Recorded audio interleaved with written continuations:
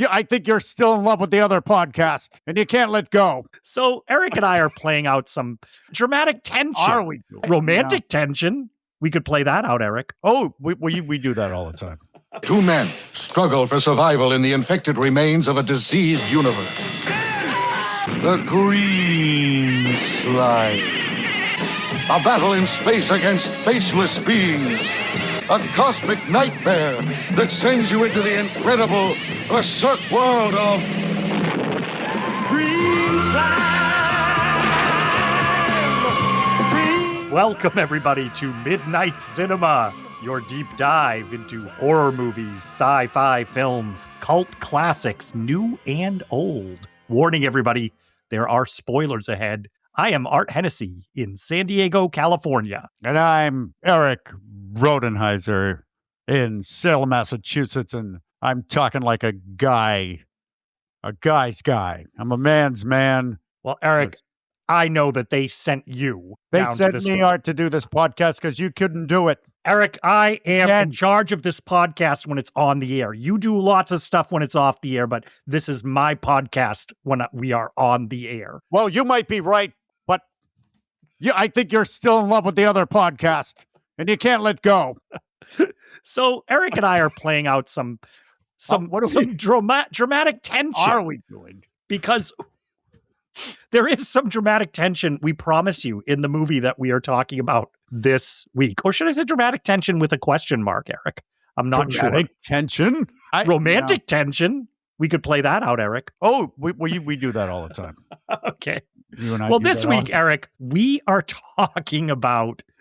People are going to be so surprised after that. We're talking about The Green Slime, movie that came out in 1968. It was directed by Kinji Fukasaku, starring Robert Horton, Luciana Paluzzi, and Richard Jekyll.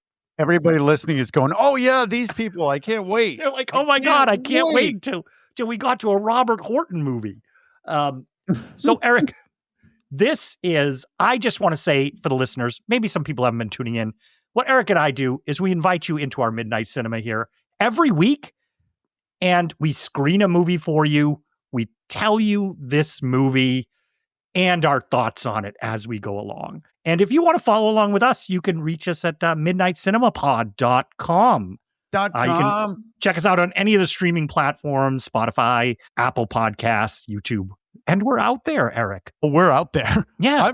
We're not as out there as this movie, Green Slime. This movie is While out you're there. saying that, I do want to point out that we have lots of avid listeners. And believe it or not, Art, you and I occasionally will make mistakes. I am all up for corrections, Erik. Yeah, so I'm just pointing out, you have to go back a little bit. But Dwayne, I know you're listening, buddy. And yep, you're right about the other podcast. I was calling that kid Mordecai. He wasn't Mordecai. And then we didn't give a popcorn bucket award to somebody. Wait, I'll get it. Because Dwayne. Sorry, Dwayne. Dwayne is awesome because he's like, hey, listen, here's Dwayne. I was entertained by your podcast. See, thank you. But Tammy and the T-Rex, Weasel, should have got a popcorn bucket award because he was in Halloween 2 in Idle Hands. He was one of the cops. He was one of the cops in Idle Hands. I'm like, oh my God, Dwayne, you're right. And I should have known that, Erik, because I will just say I use Letterboxd to log all the movies that I watch. Mm-hmm. And I did notice that actor who played Weasel, he did come up on my Letterboxd as having already watched him a couple of times. Thank you, Dwayne. And all of our listeners who write in, please correct us. With a little more, just in case. But Dwayne also, it's not Mordecai. It's Isaac. It's Isaac. I was way off. I messed with Dwayne Stephen King, and I apologize. But you've never seen this movie, Dwayne, so we can make up whatever we want. Erik, I have to say, you got me too. Erik brought up, we saw an actor who was in Children of the Corn, and he's the vicious leader of the cult of corn children. Corn children. And Erik brought him up, and I just went with it. And we should have known better. I love the way you go with my lies. Thank you so much. Thanks, Dwayne. Thanks, Dwayne. But that's Tammy and the T-Rex if you guys want to know what the hell we're talking about. But not this one. This great podcast too, Tammy and the T-Rex. This is good. Great podcast. So, Erik, this week We're talking about the green slime. The green slime. This is what the green slime is about. So if you want. Ooh. So, Eric, when an asteroid is discovered hurtling towards Earth, Commander Jack Rankin is sent to Space Station Gamma 3 to head the mission to blow up the asteroid with his old partner, Commander Vince Elliott. When they return to the space station, after the mission, they discover they've brought along a strange alien substance that spawns deadly, terrifying creatures that threaten the whole space station, Eric, and could end all human life as we know it. Sounds great. That's the movie we're talking about this week. Sounds great. Doesn't This it? is going to be awesome. Because the director freaking directed one of your favorite films and mine too. So it's going to be awesome. So everybody strap in because this is a sci-fi classic we're talking about this week.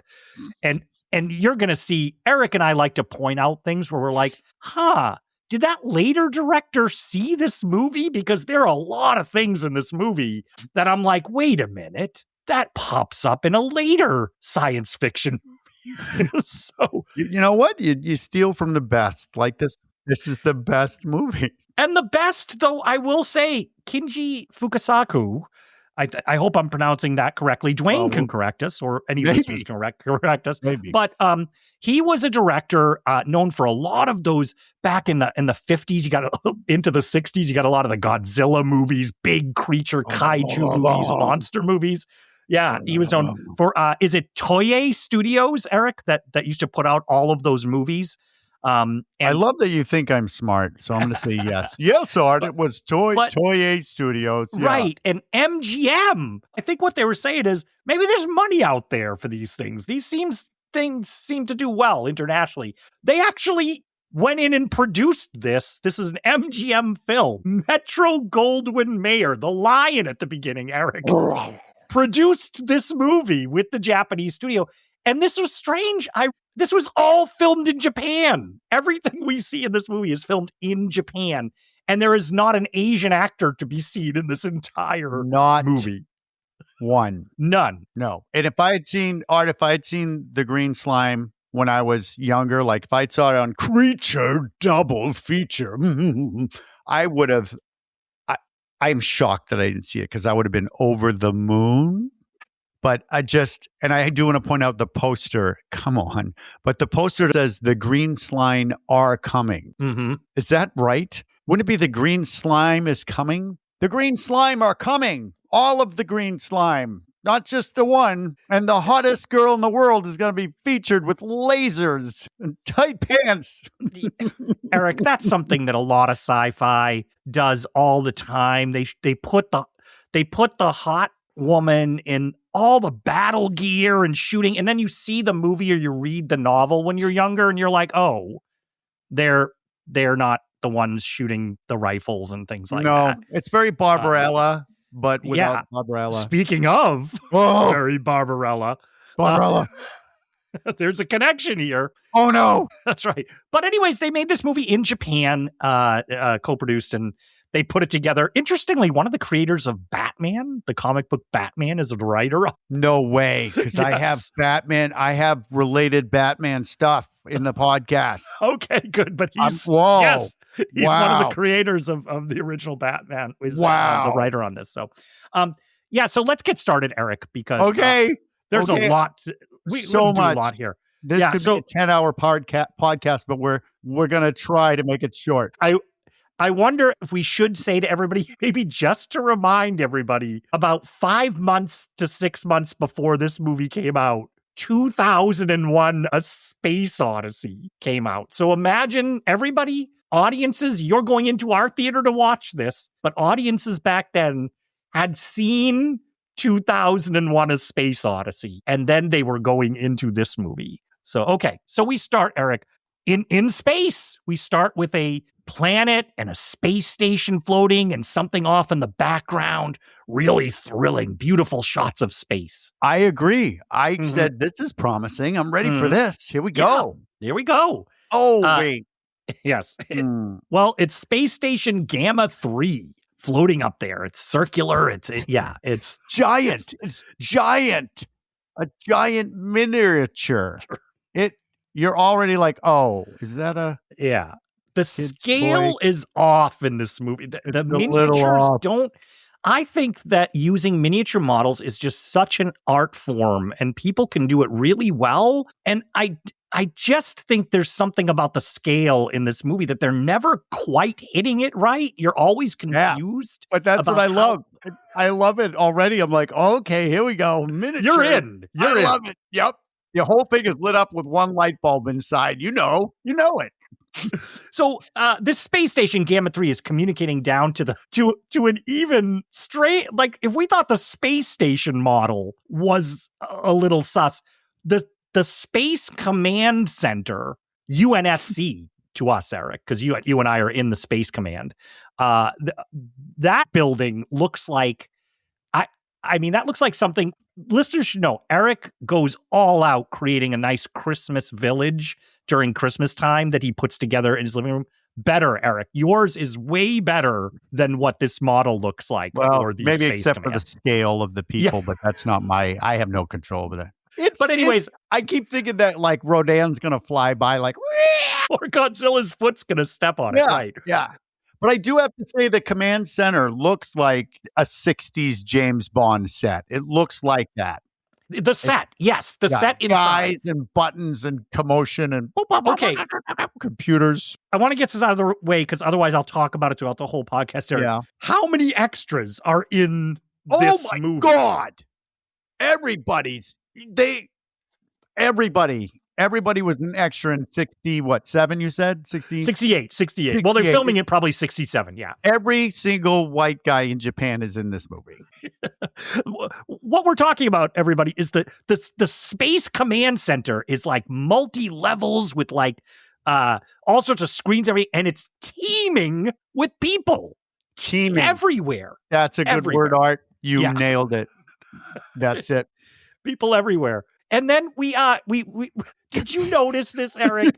That the camera goes up to the second level, and it goes up to the second level, and there's a glassed-in office on the second level. I don't know how to describe this. The camera goes up, and then we see a long pair of legs. It not crossed. I want to be clear. They're women's legs, and they're not crossed. And we're going up under a secretary's desk, and then we get one of the one woman who works at Space Command or something, and this woman's gorgeous.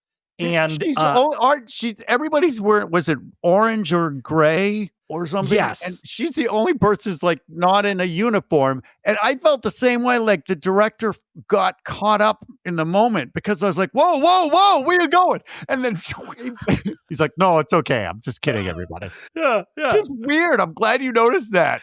I know. So, is it this kind of movie?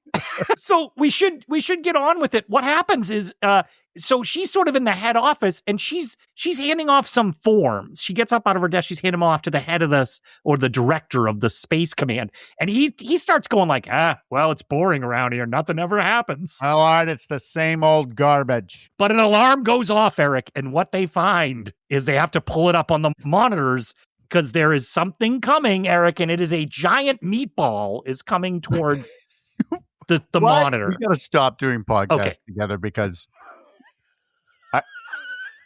I'm like, it's except for the pasta, your dinner's coming to get you. It's a giant meatball. You're absolutely right. So if anybody's not picturing it, Art and I can both agree it is Auntie somebody's pasta meatball coming after the Earth. So this is very serious. So it's a collision course. And there's a commander, like an admiral or something, and he's like, oh my God, what are we gonna do? This is on a collision course. So Erik, after the admiral says collision with Earth, we cut into what is this theme, Erik? The theme of the movie comes on. It's a lot of guitar. Hold on. Green slime coming for you.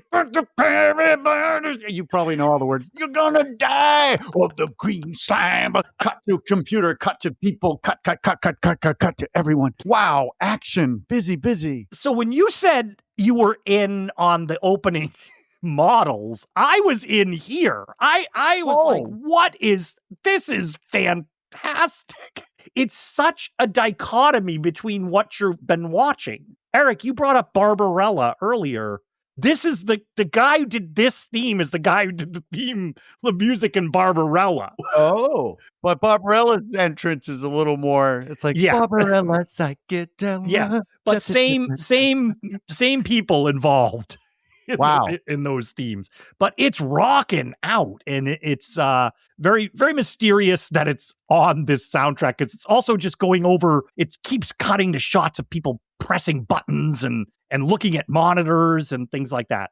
So we cut to the Admiral says there's only one person we can get for this to go up and fix this, and hard cut to a photograph of 3 guys sitting outside a space capsule. And I don't know where they're looking because they're not looking at the person taking the picture. No, they're all excited. Hey! They're excited. One of them is the commander of the space station, who we've already seen. And it pulls back, and we meet our hero, Erik, Commander Jack Rankin. Commander Rankin with the best hair. Now we talk about sexy women, but this is a sexy man. This is a man who has 3 secretaries. You know what I mean? He's just unbelievably sexy.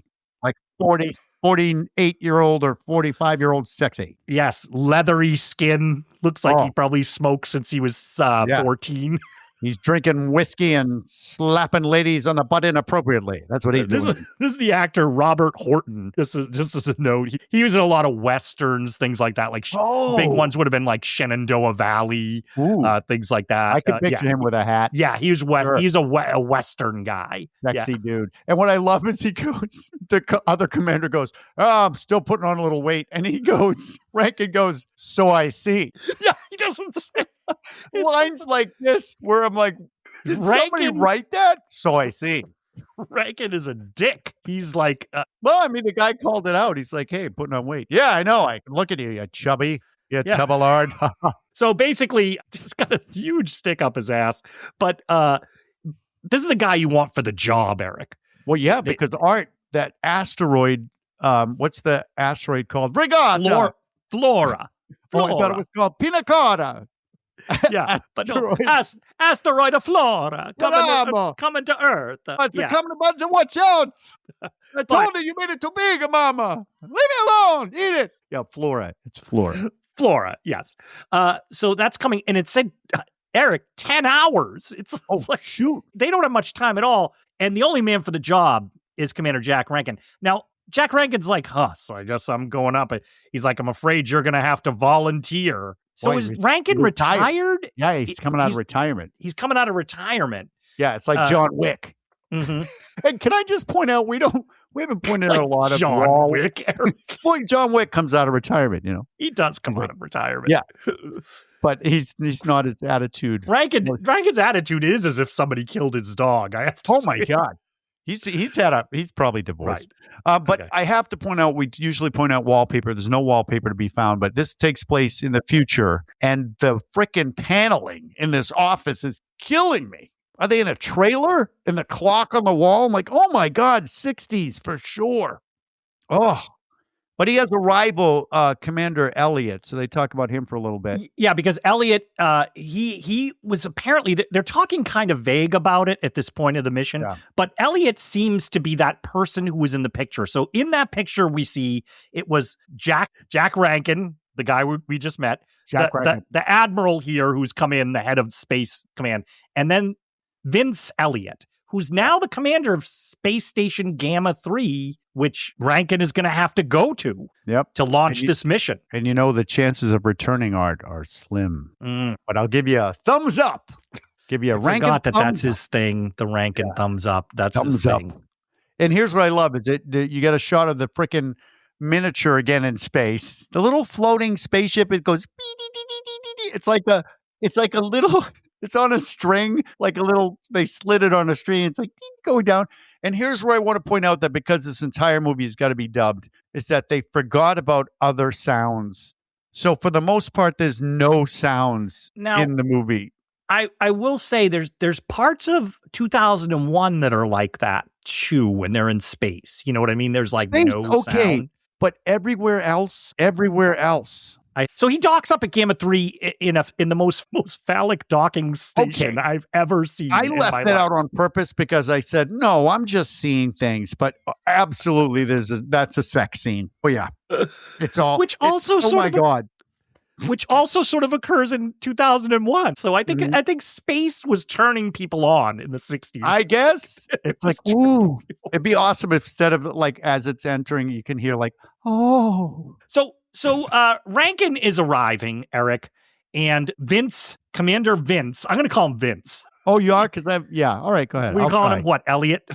Yeah. He's the head of Space Station 3, and he's going to go meet Jack Rankin, who's coming. Yeah. But he meets up with a gorgeous woman, comes out of a room to talk to Commander Vince. And Commander Vince is also a handsome man. He's got the blood. He's very Aryan. Mm-hmm. However, you're not going to unsee this if you rewatch it. Handsome guy in great shape. He has the shortest arms ever. Oh, I didn't notice, but I'm now. Oh my God! I'm like, I don't even think he can put his hands in his pockets. Well, he's not going to reach it. I couldn't stop. I'm like, Orsina saw something. I'm like, look, Orsina, look. He's never going to reach anything off the top shelf ever. Oh my God. But this is his, we learned this is his fiance. She's a Bond girl. This actor, Luciana Paluzzi. Yeah. And you would want to do, her accent does not sound Italian. It sounds like she's a bride of Dracula to me. She's like, you don't have the slightest reason to be jealous. Don't be jealous. And when somebody tells you not to be jealous, you don't have any reason to be jealous. He has a reason now. He's like, now I have a reason. She says there's nothing between us. Yeah. It just comes out of nowhere in the conversation, Eric. And it's sort of like, if I were him, I'd be like, I didn't say there was. I didn't. Why are you bringing it up, Lisa? Dr. Lisa Benson with the greatest hair in the world and eyelashes that could knock people over. Yes. She's gorgeous. She's absolutely gorgeous. Well, you know what? I guess she had something with Rankin, but I told him I never want to see him. I told him I never want to see him again. And I still mean it. Well, stop saying it then. You're a liar. Right. Does she, though, not want to see him again? So Vince goes to meet Jack Rankin, and Jack Rankin arrives and immediately starts cucking the entire space station. Yeah. I'm off here. I'm in charge. He's got this attitude. It's a lot of chest bumping. They should be like bumping. Orsina and I call that pigeoning. We're like coming after each other. He's like, give me the spaceship. I'll wrap it around my... You don't know what you're doing. And we also get introduced, I don't know if I'm skipping here, but we also get introduced to the world's largest nose on a person. Are you talking about Science Officer Halverson, Eric?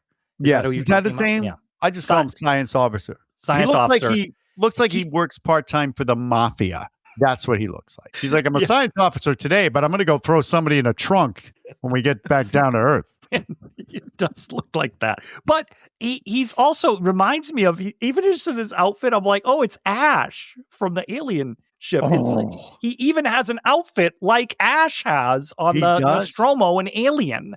Yes. It's very weird. Yep. So he says to Rankin, as the science officer, he's going to come along to the asteroid, because we should say the idea is, I don't think we've said the plan, Eric. They're going to blow up the asteroid, Armageddon. Yeah. It's the Armageddon plan. Hello? Without Tyler? Without her? Liv Tyler? No. Without Liv Tyler. Yeah. But they're going to blow up this asteroid. So science officer, I'm going to come along because we got to test this asteroid, see what's there. And Rankin immediately is like, no way. Yeah, he doesn't like it. Whatever. I can do this myself. I can do this one hand time on my back.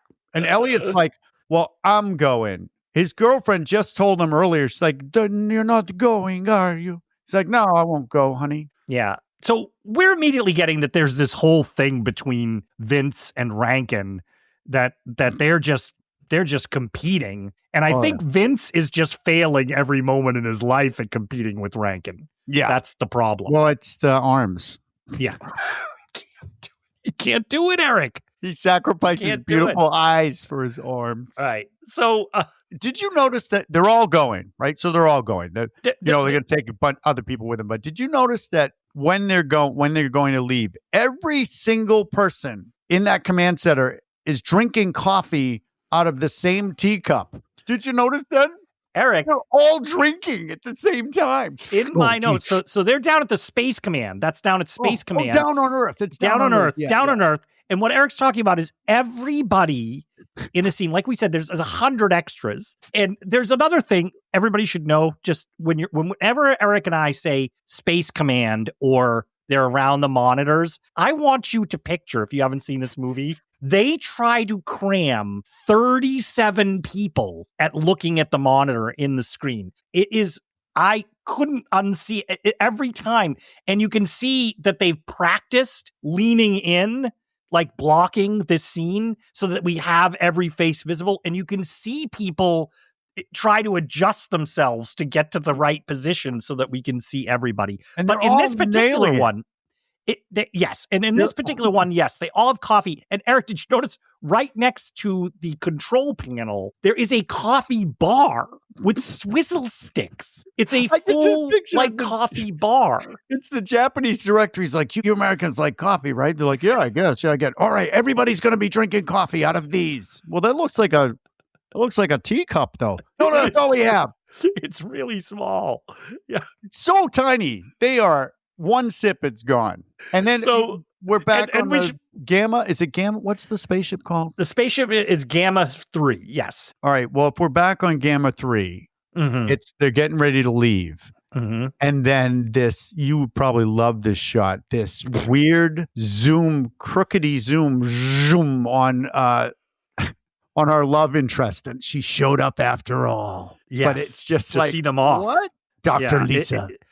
There's a lot of weird zooms and What? She said she wasn't coming. She said she didn't ever want to see Rankin again. She's a liar. Erik, is she there? Is he Rankin off or is Vince? What's going on? Well, I don't know. With those eyes, we're going to talk about it as we go on here. She's got that stare. Yeah. Love triangle. So the shuttle heads off to the asteroid. It's very, very exciting, Erik. It's very tense space stuff. They all strap into their seats. They don't put their helmets on because we got to be able to see them. And as they're heading to the asteroid, we watch the models that are hanging on strings going by. They got a nice blue flame coming out of the back of the model. Like a little blowtorch. You know those fancy marshmallow lighters that can heat up a marshmallow with for s'mores? That's what it reminds me of. And in space, smoke still goes up, just so you know. It doesn't go around, it goes up. And then inside the space shuttle, this is the weird thing, Erik, that inside the space shuttle does not match what we see from the outside of the space shuttle at all. First of all, there are way too many people. Like you said, I guess everybody's going on the mission. Outside the space shuttle, you're like, it's this tiny little rocket, and it doesn't seem to make any sense visually. But inside, what I love is they all have stuff to do. And everybody, you can press the button. It's like Star Wars Galaxy's Edge. Remember when we went? Yes. We're in the cockpit. We're just pressing. We don't know what we're doing. Just pressing buttons. Everybody's pressing buttons. And Rankin pulls out a spirograph. What? He starts playing with a spirograph. High tech. It's high tech. So they're all doing that. And meanwhile, what you should know about Space Command down there, they're always zooming into the Admiral. He's always like, come on, we're running out of time. That's his thing. They're always sweating. Yeah, he's always sweating. Because remember, Erik, they only have 10 hours to get this. Less now. I mean, there's not much time. The reason I keep bringing that up is as I was watching the movie, as Erik mentioned earlier, it has like this minimal aesthetic with the score and with the sound and the visuals where it's not building up any tension at all. It is the most they keep trying to force the idea that they don't have much time, but the aesthetic is not giving me that at all. They only have time for one sound effect at a time. They can only do one sound. It's like a video game. I swear to God. I was like, where's the rest of I can't, like when people are running, you hear like maybe 4 sets of feet, pop, pop, pop, pop, pop, pop, pop, but nothing else. No talking, no booping. I swear to God, dubbing. So, Eric, they land on the asteroid. That's the plan. On the asteroid, Flora. No, they land on the meatball. On the meatball. And it's a red landscape. It looks like they might have borrowed the set from Santa Claus Conquers the Martian of the North Pole and painted it red. Good movie. Possibly. Movie. Yes, that is a good movie. It is a set, but I liked it. I was like, ooh, creature feature, something's up. And there's lots of pools. Puddles and things. Like puddle pool stuff. Yeah. And they're in 3 teams. And what I love is you got that spaceship you're talking about that can't possibly have any room inside it. And you see, was it a 45-degree angle of a ramp going down? And then this little miniature goes down with cute little fake astronauts on it. Like, I thought that looked more like they were in space than the other shit they do. Eric, and then they wheel out these vehicles that they do look like they came from Spectre's headquarters in James Bond. See? That's like a Bond villain's lair. Yep. These are the carts that would be zooming around in the background. Yep. I want you all to take out Mr. Bond. They're all rolling together. Yeah. And so they're kind of the ones that would go down the corridors and things. And they go so slow. Like I said, we're trying. Oh my God, the asteroid's coming. And these things are like, it's very like when you drive one of those kids' cars, it only goes like 6 miles an hour. And this is where the music, which has been okay so far, this is where the music, I can't take it. Mm-hmm. It's just little binging and pinging noises like boing, boing. Is something happening on one of the Land Rovers? No, that's the music. Doing. Barbarella. Yeah. It is. But that works in Barbarella, though, because I think Barbarella's in on the joke. This movie is not in on the joke. I want to be clear with people listening. Every single actor in this is taking this seriously. Oh, yeah. This is like a Chekhov stage play. It's doing so good. And what I love is when they cut back to Earth and they don't have much time. Every single person on that set leans forward almost at the same time to get closer. Everybody lean forward. They're all like, what's happening? Because they want him to plant those charges. Yes, they're going to plant the charges. So they're drilling in. And did you also notice this in this movie, Eric? This was sending me over the top. But every now and then, Rankin or Commander Elliot, Vince, they will suddenly start using hand signals as if they're being in quiet mode. Yes. Like they just all of a sudden. Then we point out that they're supposed to be on an alien planet, so gravity and shit like that. None of that's happening. And their spacesuits look like they got them at like Spirit Halloween, but the VIP section. Because I'm like, they're going to be dead in 10 minutes. But the hand signals were also killing me. It's the fist like, yeah. And then, then they talk. Like screaming. You're like, hey, where is he? I thought, yeah. But it's, you know what, Art? It's drama. Oh, yes. Meanwhile, on the asteroid, our scientist, Dr. Halverson, is going around and he and his team are going around all the puddles, Eric, and he notices like this green husk of a thing, and he picks it up. He's like, ugh. And he just drops it. I'm like, yeah. Wouldn't a scientist be interested in that? Like, well, that's because he sees another one. He sees another one. He's like a kid finding a better treasure. He's like, oh, forget this one. And what I love is he has a Geiger counter. And everybody knows that a Geiger counter usually goes. There's no sound. He's holding it. Just like, where's the sound? But it's pulsating. He sees he drops the one he doesn't like, but it lands on the Geiger counter. That's important. Oh, yeah. It lands right on the Geiger counter. And he goes over to the other one that was glowing. Like you said, he's like a little kid. Oh, I'll go over here. Ooh. And then that one stops glowing. Mm. And so he's like, oh. Yeah. He's very upset. But we notice they cut back, and the one on the Geiger counter, Eric, a green glow starts coming from the one sitting on the Geiger counter. Yeah. And it looks a little bit like it's not a brain, but it's a kind of a poofy, glowy thing now. So it's not a slime. It's got a shape to it. Yeah. It's not bad for a movie like this, the way these slimes are. when you're going to collect this as a scientist, what's your go-to handheld implement to pick this up? What do you got? Salad tongs for toddlers? What is it? I was like, is that the best you have? Well, he has questionable things to pick things up later too. This is a running thing with Dr. Halverson. Yeah. But so then this scene goes on forever and there's no tension. But the guys are drilling into the asteroid with their big vehicles. And what we're noticing is around the sides of the vehicle, this slime starts coming up and attaching itself to their vehicles. Yeah. And it glows when it touches the vehicles. It starts to glow and pulsate. Very interesting. Now, remember you said slime. And I call it slime, but which it is, right? Yeah. But when it's on the vehicle, they're like, oh, and they start peeling it off. Yes. Like it's bark off of a tree. I thought it was such an interesting choice. I'm like, wait, is this slime or how are they able to peel it off? They just pull it off like, So they get the charges set in the asteroid, but they're noticing that when these things are attaching the vehicle won't start. So then all of a sudden they get the word, Erik, from command that the asteroid is accelerating. The asteroid's going faster. Because that's what meatballs do.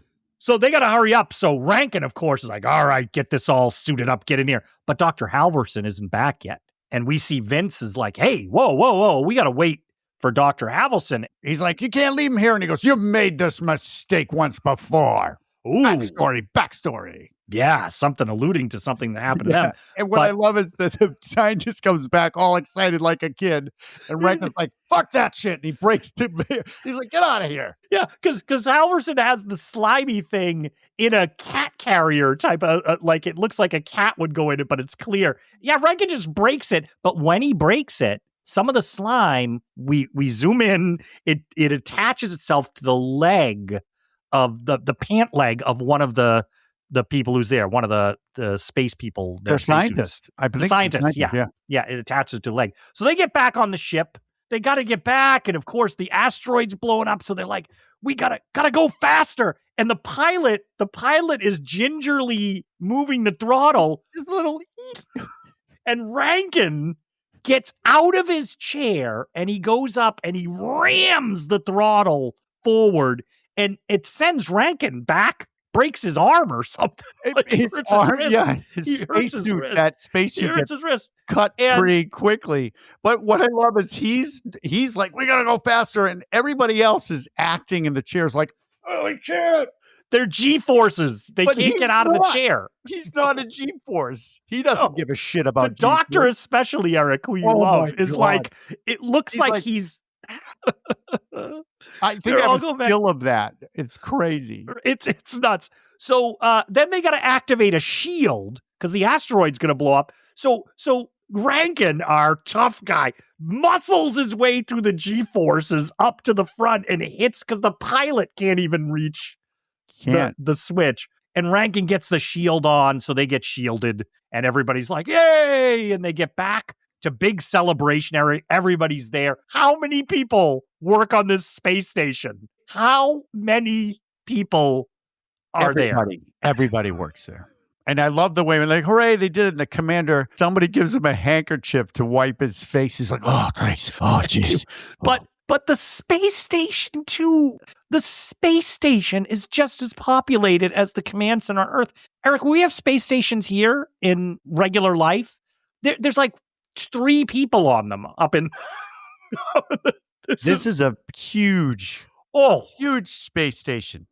But here's what I want to know is why are the only ones wearing sexy space outfits women? Because the men have uniforms. The women, I don't know where they're getting their wardrobe, but holy crap. It is sexy 60s. Where did they come from? Are they in a room? Are all the women in a room and only come out to celebrate and have to go back? First of all, the ratio in this place is crazy. I would love to see a sitcom or a series about being on this space station because it's like, it's called 1 in 20, a space odyssey. Right. But you know what? The job isn't over yet. Rankin is like, hey, we got to all decontaminate. Yeah. Wait. Matter of fact, you got to do it 3 times, Art. I suggest, Art, if you don't like it, you bone up on your regulations. Bone it up. Testosterone. Yeah. It's like a walkway that's going through this red lit corridor. But yet their suits are all folded up. They're not even what I'm like, is this decontamination? It's like laundry day. I don't know. But you see that there's slime still on that outfit. So they took off their outfits, just to be clear. They went through decontamination 3 times and no one saw the snot ball on the guy's leg. Okay. Someone's not doing their job. Rankin, you're starting to side with Rankin. I'm serious, man. They could have found that shit. That's right. But Rankin's arm is bleeding, Art. So he's got to go get it checked. And he goes into the Medbay, Eric. Yeah. Now, can I just tell you? I didn't get it because I'll get you a doctor right away. This wonderful woman says to him and he goes, don't bother. And then he goes. And I wanted her to be like, what a dick. But she doesn't say nothing. Yeah. But this is where I want to just point out, Eric. You're my friend, and I'm not sure Amanda would do this for me. Oh. If I ever get injured, seriously. Yeah. I want to make sure you send me to the Medbay on Gamma 3 space station. I want to make sure that that's where you send me for treatment. Art, as a friend, I would do that for you. You would take me there. I would take you there because it's a wonderful place filled with wonderful people. Yes, it really. That's where all of the women are. The Medbay on this space station is staffed with, you name the magazine that had a cover girl in the 1960s, late 1960s. These women are just model beautiful, and they are all in this space station working as doctors and nurses. It is every time we cut to the Medbay, Eric and I throughout the podcast, we're going to go, oh, we're back in the Medbay. Just picture in the Medbay, a completely new, gorgeous woman is in the Medbay. And they all have time to do their hair too. Yes. It's not, and the only person who's allowed to wear a space outfit is Dr. Lisa. She's got this picture that space outfit, the sparkly silver. That's her go-to outfit. Like, okay. Yeah, like you'd see on Buck Rogers or something like that. Yeah, she's So Rankin goes in and he sits in a chair, and suddenly Dr. Lisa's there to treat his arm. But this is our playful back and forth. But Eric. You know what, Art? It is finished between us. I wonder if it is, sweetie cakes. The dialogue here is very weird, but she treats his arm. Basically what we're getting is they had a history. She's with Vince now, but maybe there's something between her. I don't know. I'm not getting, I don't know what's going on. I want to see that movie, what they did in the past. And here's where we should point out, Eric, for our listeners, if you saw this movie in Japan or anywhere else in the world besides the US, they cut all of this romantic stuff between Vince and Rankin and Lisa. They cut it all out. They cut all of this stuff. 68-minute movie? Yes, it's like an hour. It's like an hour long. They cut all this stuff out. Well, we need the drama. We need it, Art. But the champagne corks pop, Eric, and we are at the Lido deck. Oh my God. Yeah. 70s space dance party. And Dr. Lisa now in the best outfit. I'm sorry. That was involuntary. Everyone is saying what you're saying in their mind when you see that outfit. You're like, what? It's silvery, and it's got this interesting way that it attaches the front, like she has. Oh, is there a front? There was a lot of front missing on that. There was, but it has like a clasp across it. Like, sexy Sergeant Pepper. Yeah. And it's that weird thing where the skirt in the back is a little higher than it is in the front. Well, she does have tights. Yes, you're right. So it's 70s go-go tights. All right. This is now party time where they can bring out the women again. Yes. To dance with all of the men. And the dancing, I think, Eric, it's too bad we're not a video podcast, but we could show the dancing, clearly they were like, okay, this is the future. So they dance differently, a little differently than we dance now. We don't know the dance moves from, whatever time this is. But Orsina was watching this bit with me. I asked my whole family if they wanted to see it, and my other kid's girlfriend. They all said no. They're regretting it now because Orsina's like, "What is happening with the dancing?" Is what she said. But I think you sent me a text earlier, like, Eric, please tell me you saw this. But I could not. They're talking in the foreground, the main characters, and in the background to the right. I don't even know what they said in the foreground because this couple, she's got this outfit on. She looks like a reverse Christmas present. She's got like a 3-foot bow on the back of her neck. And the guys aren't dressed at all. The guys are in regular, like space short sleeves. They don't get to dress up. But this couple obviously took lessons because whatever they're doing back there. Oh, it's priceless. The only way I can describe it is it's think of like in the 1970s, miming was big, like Mummenschanz and Shields and Yarnell, like were a big thing. Like, and this is sort of between miming and Sprockets. If anybody knows Sprockets from Saturday Night Live, pushing to the right. Yeah, and synchronized hand movements with each other. It's hilarious. It's just and as Eric said, you can't stop watching them. So I had to rewind. Like, what are they even talking about in the foreground? Well, Art, Elliot and the good Dr. Lisa are getting married. They're engaged. So that's what we missed. Yeah. And what I love is Rankin immediately is like, hey, may I dance with your fiance? It almost reminded me of like Animal House. Mind if we dance with your dates? He's just like a dick.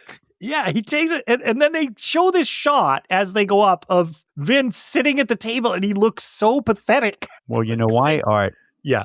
You know why? Mm-hmm. Because he can't dance slow dancing because of his short arms. That's why. That's what we don't.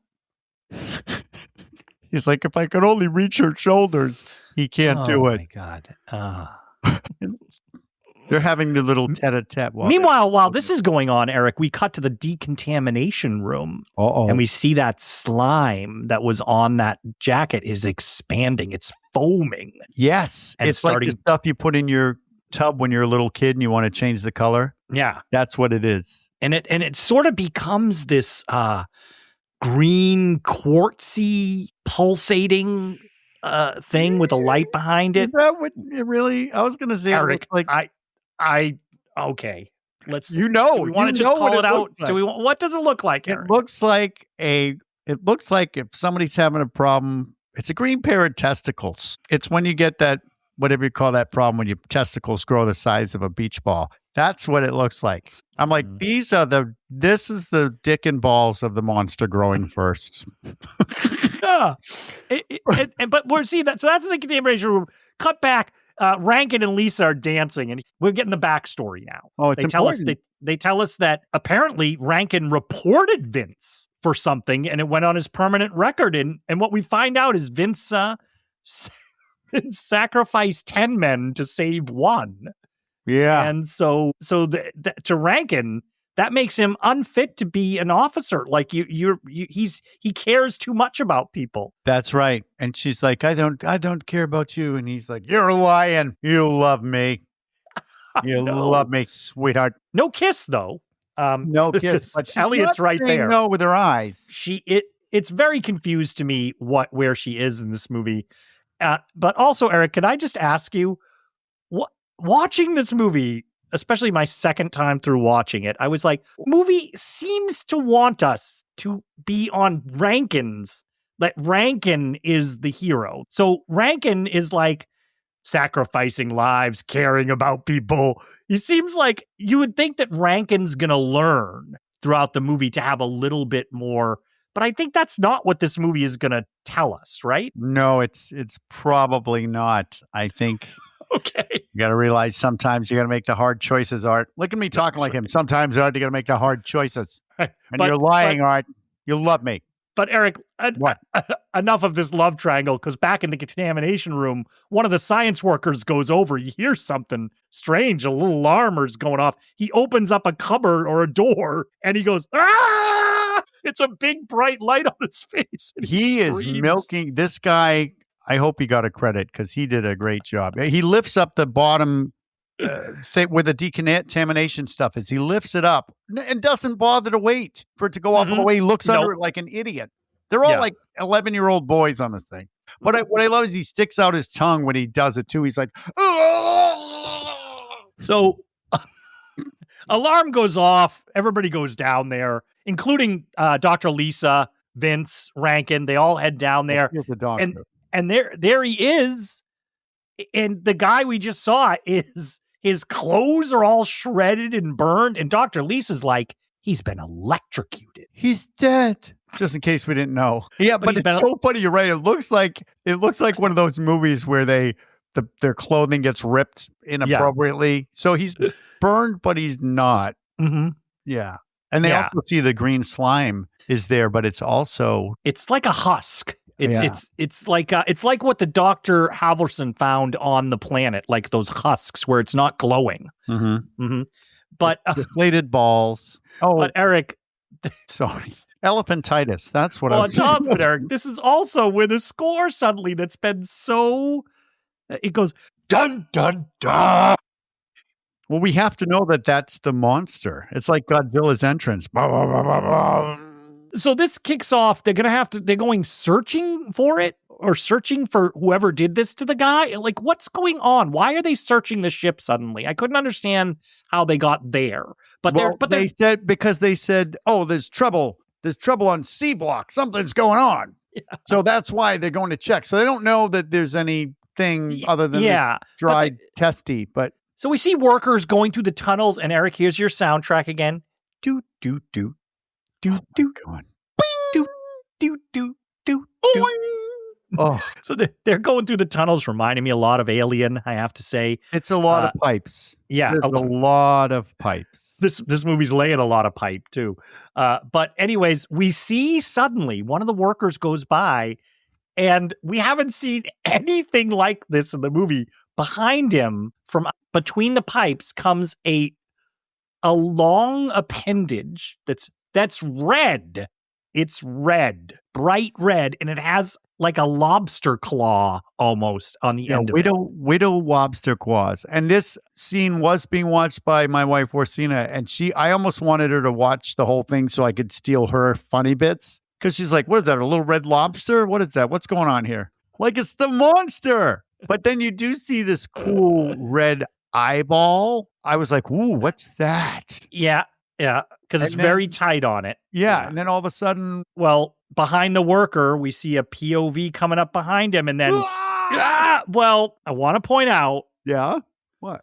The lobster claw we saw comes over his shoulder, and we actually see him, the worker, wrap it around his own neck. Well, maybe he thought it was one of the doctors from the med lab. That's correct. It's like, oh, honey, here's our... He wraps it around and starts going, ah! So he's got to pretend that these things are wrapped. Yeah, and there's a lot of sparking, like... Yes, yeah. So they're going through the tunnels to find the body. They find him. Once again, the music sting. Dun dun! It's that Godzilla music. And Eric, you were mentioning the zooms earlier. They zoom in on it. And he's lying there. And they got to find out what's doing it. And then we get our monster reveal. But not quite. What happens is they say there's something in the main power room. We just got to go look. What is it, Art? Yeah. So they go up there and everybody's sort of around. So the main power room is just this big structure. It's multi-level with this circular thing that's spinning in the middle. I guess that's the main power room. And next to it, on a catwalk, is just something on the ground that is just flopping around like a fish that's been put on the boat, but slowly. Yeah, it's like it's having a little seizure. It's like a kid having a little tantrum. It's just like the sounds, the noises coming out of this thing. It's all you hear. There's no other noises. So that's all you hear is this monster noise. Just I can't even do it. It's like a synthesized cat screaming. But it's flopping around on the ground, and Rankin is just like, shoot that thing. Let's just kill it. Yeah, kill it. Kill it. Kill it. But Halvorson, the science guy, comes up and says, no. That's an alien life form. We got to try and save it. And Vince sides with Halvorson. Vince is like... Vince. It's like, Vince you're is right. like, you're right. Yeah, we can't. We'll try and capture it. So they got to. What do you do when you try and capture, Eric? What do you use when you got? Well, you go to the Bat Cave.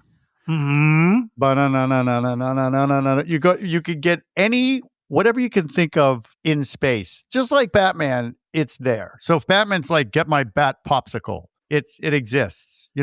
Get the bat poo-poo spray detector. So that's what it is. He has a gas. He says, get the gas gun and nets. And the nets, yeah, which also come in a gun. They have both. I swear to God that Robin was going to be there going, holy alien, what do we do? Did they have a lot of need for the nets? Those guns that shoot nets? Especially these prior to ones. this? Because what I love is, what is the gas gun? What is its job, Art? Okay, Eric. What is the job of the gas gun on the space station? And they have several. What's it for? I don't know. But when here they they're going to use party, they rave the party, they do the gas. Here they're going to use it on the aliens. Yeah. All right. So we got the gas coming out, and the alien doesn't like it. No, and this is where now we get our first full reveal. This would be the entrance of the terrifying creature. It comes through the cloud of gas, Eric. Yeah. Do we want to get a full description of these guys now? Because nobody's going to believe us. All right. Well, you've got to get. Have you ever seen that Sid and Marty Krofft, Sigmund the Sea Monsters? If you've ever seen HR Puff and stuff, anything like that, this is what they're going for, except slimier. So what do you have? I had Sigmund the Sea Monster. Did you? Shut up. I did have Sigmund the Sea Monster. Well, we grew up at the same time. That was Sid and Marty Krofft. That's what he looked like. But they're rubber suits. They're short. We should just say they are played by, I think, Japanese children. They are absolutely played by what Japanese children, yes. In these rubber suits. Yes. If you took a baby Ruth and cut the bottom of it off, that's the general shape. And you put little Godzilla legs on that. I mean, actual Godzilla feet. It's the Godzilla legs, and they have one big eye that has a red outline, like red. A mouth. It looks like a mouth. It looks like an open mouth with an eye in it, and then underneath, in its chin area, it has multiple eyes. Yes. Around its clavicle area is tons of eyes that are in there. Yes. And then, you have a little, was that pancreas or bladder? What's that little thing we have that we don't need in our bodies? They've got appendix. Hundreds of those. Yeah. They have tiny testicles hanging off of their bodies. It's almost like a skirt of shriveled testicles hanging off the bottom. It kind of looks like the bulbous seaweed that we have here in New England. And then it has tentacles. These those are the things we've already seen. They're long, and they turn reddish near the end, and they have these little lobsterish claws. And when you say little, yes, they are little pinchers. Yeah. And if that's not enough, they also have meaty, beefy Godzilla arms, which you don't even notice unless you're like, wait, is it? So they are stocky little seaweed turd monsters. I mean, it's... And when they walk, it looks like a little kid is in the suit in there. You cannot... Yeah, Eric's walking like... Yeah. They got to use small steps. Eric's sort of walking around using small steps and moving his arms around. And what I love is you can see that maybe somebody else is operating the tentacles because they're rigid towards the end. Yeah, but I think they're on strings sometimes, right? That the wires that the tentacles are moving around. Yeah. But it comes out of so Eric, let's get back to the action. Sure. So it comes out of the gas. Yeah. And they shoot the net on it. With the net gun. With the net and gun. The special effects, I'm sure you enjoyed completely because it looked like they grabbed the end of the nets off camera and started pulling them off camera. It is such a bizarre... They do things like that. A lot of quick cuts and things. A lot of net in that gun. That small gun has a lot of net in it. That's what she said. But space technology for you, Art. It's all stored in there. But so it starts to pinch the net with its lobster claws, and you see sparks flying off. So I got the feeling we're supposed to think it's cutting the net with its power or something. Sparking, right? It's setting it a little bit on fire. Yeah, something's happening. It's making that outrageous noise, and then starts killing people. So those claws that we've been making fun of, they're dangerous, man. Oh, yeah. It whips them. It whips you with the claws, and it will just open you up with a big scorch mark. It's like electrical. Yeah. And Vince gets it. Vince gets cut with it. And then also a full mannequin, a store mannequin gets it and gets thrown right off the railing. They just happen to have a mannequin there, got knocked right off the railing and hit the ground. Well, Rankin's had enough of this, so he grabs a big laser gun, and just starts shooting them with a yellow laser. It looks so cool. The guns are, and they're big guns. Yeah. We already asked ourselves this question: why do they need dozens? This is an arsenal. This place is crazy. Yeah, but the monster escapes. But not before, like you said, knocking a guy off a railing and then going by a guy who's standing near like a power transformer, and it knocks the guy into the power transformer. And the guy goes, like our other guy, these guys love milking it. He fries him on the power transformer. Well, remember, Art, that Elliot was all for capturing it. And if you're going to just give it to your rival, that's what I love Rankin. He's on top of it. He's like, hey, suppose we try it my way now. Yeah. Well, Rankin says, I'm not leaving till we clear this up. Because that thing, it got away, right? And it did. So got away into the air shafts like Alien, into the ventilation system. But so Rankin's going to stay. He kind of cucks Vince there. He's like poor Vince, you can see it in his eyes. He's like, oh, geez. But he's got to go to the Medbay. Vince has got to go to Medbay. But I will say, after everybody leaves, the doctor sees blood on the ground, but it's green. It's like green paint. Yes. Well, what would you do, Art? When you're picking up a sample of blood off the ground, what are you going to use? What do you use? Erik, tweezers are my go-to. Tweezers. He uses tweezers. Not like a syringe or a turkey to suck it up like a turkey baster. Mm-hmm. Tweezers. Tweezers. Like if you're going to pluck your eyebrows, tweezers are bigger. Okay. Just a little bigger. Okay. And he picks it up and he puts it in a Petri dish. And then he looks at the Petri dish and I'm like, there's no way that what's in that Petri dish came off those tweezers. There isn't. He couldn't pick it up. He couldn't. Yeah. I'm surprised he didn't sop it up with his finger. Like, I guess get that on there. So we're going to cut to hot Medbay again. And Dr. Lisa is fixing up Vince, and Rankin comes in, and Rankin and Vince have it out here. That's it. Yeah. They lays on the line. Yeah. You're making too many mistakes. You're not right for command. Mm-hmm. But Lisa's like, Jack. She pulls Rankin aside. She's Jack, this is an amazing species. And I love, Erik, you have your lines that you like. Yeah. This is the one I just want to say in my life all the time. Rankin goes, she says, this is an amazing species, Jack.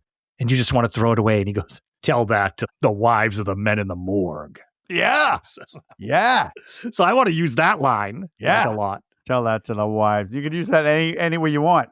You're like next in line at the grocery store. Like, you mind if I get in front of you? Why don't you tell that to the wives of the guys in the morgue? You can use it for whatever you want. So now they doing a search of the ship to find this thing. They're doing. Here's the helmets that you wanted them to wear. Erik, if I were the actor playing Rankin or playing Vince, I would have said to my agent, you can contact the production company, and there's no way that I'm putting one of these dorky helmets on my head. Because up to this point, they haven't worn them. Guys in the background we've seen wearing them. They're like they're like an old motorcycle helmet with no visor on it. Nope. It's like what a human cannonball would put on their head, Erik. That's it. Super Dave. That's what it is. Yep. You evil Knievel's. Yeah. Right. If he couldn't afford a good one. Yep. It is so hard to take anybody seriously when they're in that helmet. Oh, it's just not And so Rankin has that helmet on, and they're it's doing the thing hanging off of it. It's not even the chin strap hanging is there, and he's still got another. I would have taken that off. We don't get to see his gorgeous hair anymore. I know. And so they're talking about what's going on. They're searching the ship. They can't find it. And then they say, well, we're going to search the outside of the ship. And this is our first scene where we see how they get around in space, Eric. So some guys put on some spacesuits and they go out to sort of reconnoiter the outside of the ship. Yep. Mm-hmm. What you need to do when you go into space is you need to stop moving. Like, you can't move any part of your body, and you just kind of get pulled forward out onto the blue screen. It's very weird because they're green. Like, there's something in the processing clearly didn't work correctly. No. In this scene later, we're going to see some flying, and it doesn't look like this. So I'm like, something here happened. Flying. I love them. Yeah, flying. They're not flying in space. Yes. Oh. Mind you, Eric. We're less than a decade from Star Wars, Close Encounters, all that, and we are past 2001. Yep. So, yeah. But these things were still going on in the 70s, I have to say, Eric. Just as a reminder, Message from Space, this same director, came out in the 70s when we were kids. So you might have remembered that one, Message from Space. But, so as they're doing this, suddenly they say, hey, Halverson, the science officer, he needs to see you guys. He has something to show you. I just loved Rankin's expression is like, oh, this bitch. Like, he's so fucking science. Jesus. He's so pissed that he has to go talk to the science officer. And I love that you call him Vince. Vince. I love Vince's expression is always like, Yes. He's always like, oh, okay. Yeah, go ahead. Show me. So they go to Halverson's lab, and we're going to have the boringest science exposition in any movie ever.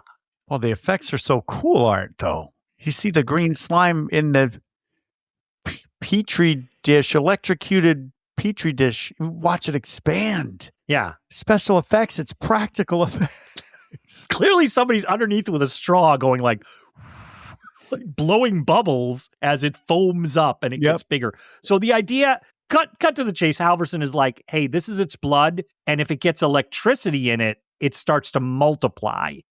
And it becomes bigger. And this blood can spread. Yeah. So anywhere it goes. You know what I was thinking, Art? It's frightening. It's frightening. Yeah, it's pretty frightening. But all I was thinking of in this scene was, please take off your helmet. Please take off your helmet. Rankin still has that helmet on, man. I can't take it. But it's science. We're men of science, Art. We really appreciated this scene. It's science. Yeah. So we go back to our hot med unit. Totally new chick talking to Dr. Lisa. And there's an extra on there. I guess it's one of the people who got wounded in that big melee that we had with the alien. And this extra is convulsing. Did you notice, Eric? And he's thrusting his pelvis, and the two women are like trying to hold him down. I was like, what's going on here? But they're like, everybody have a head wound, Art? Everybody. Okay, you brought up. The director's probably like, where do they get hurt? Just wrap the head. And also, Eric, the Medbay, I thought like a couple of people got scorched by that alien that we saw. The Medbay looks like Gone with the Wind after the Civil War, right? With the acres of wounded soldiers. It is crazy how many people are injured in this medical bay. Yes. I wasn't really paying attention to that. I was paying attention to the hairstyles. Gosh. But anyways, she needs to get this patient over to the analyzer. The analyzer. Yeah. So they go over to the wall, and the analyzer is on sort of a rotating wall. It comes around, and you notice as the audience that there's like a gap between it. That I'm like, what? This is a crappy set. I'm like, it doesn't even look like it goes all the way to the thing. But the analyzer isn't working. It's a big machine, and she hears something, and she peeks behind the wall. And there's the creature, and it's going, that sound. It starts making that sound, Eric. I can't imitate it. It is a sound you would hear, and it's lobster claws are all snipping at the wires, and we're getting eating sparks. the wires. It's sparking and eating the wires. It's now a hospital attack by the green baby roosts. They're coming at you. And then she whispers to her hot assistant, and she says, "Get everybody out. Don't ask any questions."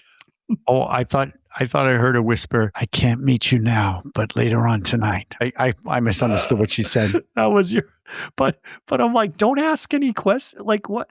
So, but then her plan is foiled right away because that thing comes crashing through the wall like the Kool-Aid Man. Yeah. Oh yeah. Yeah.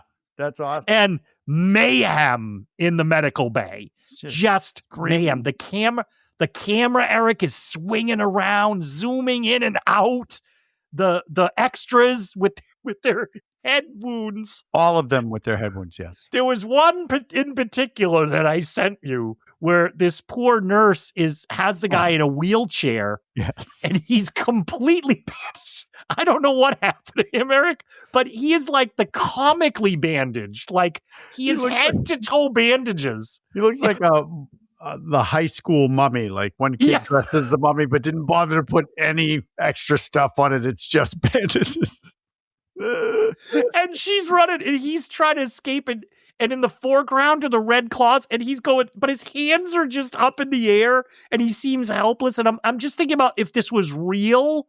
I'm like, that poor guy has no idea what the hell's going on. He's getting wheeled around by the nurse, but one nurse gets slashed across with the scorched thing. Another, I was like, I was going to do, you like to count things during there. I was like, how many hot medical staff did they introduce to us? You never here? See any of them bandaged. No. Just no. Well, the one does. We'll see her. This girl, I think, pops up again. But absolute mayhem. And that sound, Eric, there's a new sound that they start to introduce here too that's kind of weird too for these aliens. But Rankin and crew come in. Yeah, they come and they fire at him. Mm-hmm. It starts bleeding. It falls down and it's bleeding and sparking and blood's coming out. And you're like, great. And then they trap it in the world's cheapest sliding doors. I mean, you could see them fall off of the hinges like it looked like a high school stage set. Like, close the doors. Yeah, they trap in the ward. What I love is Rankin does get rid of the helmet here, Eric, because he throws it at the creature. Yeah. So he's so probably like, I'm not wearing this fucking helmet anymore. Throw it at the creature then. They get it sealed off in the ward, and they call a monitor cart, so they can look at it in the ward. They can look at it, and as Eric said, everybody leans into the monitor. Like 17 people lean in to watch it. So we're watching it. What, Art? What's it doing there? I think you and I have been doing this too long. I think we're thinking, oh my God, I wasn't even going to say it because it saw all the nurses, and then it was like, I can't. And it's the creature is sort of sitting on the floor, obviously injured. With a magazine.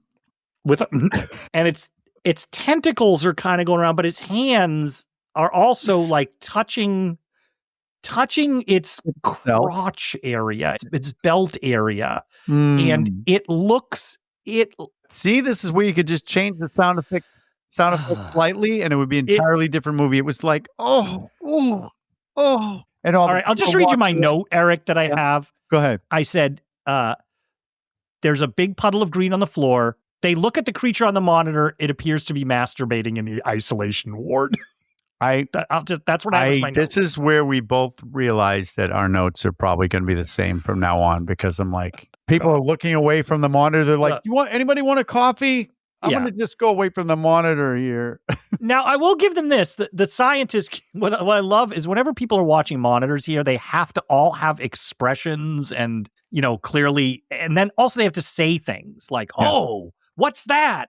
And Halverson's like, look at that. Yep. And the green blood is bubbling and foaming and moving. And they do kind of I know it's clear how they do it, but it starts going up the wall. And clearly we know they're just flipped the camera, so it's really going down the wall. But it's sort of seeping up the wall and up to the top, and then it drips back down. Well, and then it like starts green slime from the one of my favorite games was the slime monster, green slime monster, and you fill it with that green slimy snot stuff. Yeah. Slowly makes its way down. Yeah, I was like, cool. Yeah, I thought that was cool. I did think that was cool. And then it drips down, but then it forms a puddle, and we see it's almost like it reminds me a little, Eric. You and I did a movie called Tales from the Dark Side, Demon Knight. And in that the Satan character pricks his arm and he drops blood on the ground and demons sort of spring up. And this did remind me of that. There's like little ones starting to pop up out of this, but they're sort of like little, yes, like whack-a-mole, like just beep, beep. You can tell because they got the one little eye. Yes. And, that it's healing itself. It's what I guess it wasn't masturbating. It was healing itself. It's healing itself. I swear to God, though, that's not what happened. So then while they're watching this, Commander Vince, he says, we got to cut off all the power to the infirmary now. Yep. And he gets Rankin's like looking at him. Good call, Vince. Yeah. And that look is like, I think I'm getting a little, well, they were both watching, a little turned on. They just saw a little sexual scene. They probably oh God, Eric. You're confused right now. They're confused. God, but he's very, very approving. Nice move, Vince. Yeah, that's what he said. But then somebody says quarantine, right? Who's the one? Yeah. We see text on the screen. I guess that's the message they're sending down to Space Command. That was weird. That this is the only text on the screen. Like it's for us. Time. Like it felt like Alien. It's like promo. Gamma 3 infested by creatures of unknown origin. Yeah. It's typing it out. Yeah. Now isolated, but cannot guarantee future security. Total quarantine imposed. And then they cut down to Space Command, and the Admiral's like, quarantine? Who the hell does he think he is? He chewed the carpet on that one. Quarantine? Fine on up. Get me up there. Oh, God. Cut up to the hot medical unit. Oh, yeah. Well, they leave Art. If anybody leaves the space station, one drop of blood. They can take over the world, Art. Yeah. So we're in all big trouble. Yep. Yeah. But Rankin comes in, giving the guys the thumbs up, Eric. He's giving the wounded guys thumbs up. Yeah. Yeah. He asked one guy, so how you doing? Good? I just love his little side comments. All right there. How's the leg? Good? Yeah. Good. How's the wife? All right. How's the wife? Kids still in college? What are you doing? And then this guy's like, oh. You still smoking? You still smoking cigarettes? I got to quit that shit. And then the light flickers and a hot nurse with a head bandage is like, oh, what's happening? What's happening? You're right. She's the only one. She's the only, and she's also head bandaged. Yes. Yeah. So we get the feeling they're all in quarantine now, and they can't. The thing is, they're not in the medical bay. Remember, all these wounded are not in the medical bay. Because the medical bay is overrun. That's right. She's like, when can we get down there? They're not going to be able to. And Rankin's like, sweetheart, this is man stuff. You don't worry about that. Anyways, they cut to one of my favorite shots in the movie. They cut to Vince, and Vince goes, gentlemen, I need your attention. And they cut out, and the shot is everybody arranged around him with him right in the center at the front of the room. And I just wanted somebody to go, yeah, that's why we're all standing here looking at you. Like, yeah, okay. All right. We're here. Hello. Yeah. Well, wasn't it how the monsters, or there's more of them now, so they're attacking all the electrical wires in C block. That's what they've learned. So you got to get everyone out of C block now. Mm-hmm. They're taking it over. Right, but they have a plan here. Yeah. Well, I love the plan, but Vince Elliott's given the plan, and then they're going to lead them all to the storage room, and then he looks right at the camera and walks towards it. Did you notice that shot? They do that later too. Oh, it was almost like you wanted to be watching like airplane or something, and he bumps into the camera, right? Right at it, like here I come. They did it. Spaceballs, didn't they? They're zooming in on Rick Moranis and said, yeah. So do you want to explain the plan that they lay out here just really quickly? Well, the plan is that they shut off all the electricity, right? And the monsters can't eat. So where are they going to go? So they're going to get these Zambonis that they happen to have. You know, the Land Rovers that were but they get different ones with headlight, big lights, like stage lights. And what they're going to do is lure the aliens in with the lights and to the storage room and then seal it off. Mm-hmm. So it's objects that they're using, Zambonis. What I love is that they have 2 upside down salad bowls on the back of the item, of the thing, of the item. I don't even know what it is. Yeah, it's a car. It's a space golf cart. It's a space golf cart. And they got 3 of them. Mm-hmm. So they got to put that plan into action. Yeah. Did I get it? I got it right. Yeah. I think you're right. Yeah. They're gonna use the lights to attract them and maneuver them around. So they're waiting forever down in the passageways. They're waiting for them.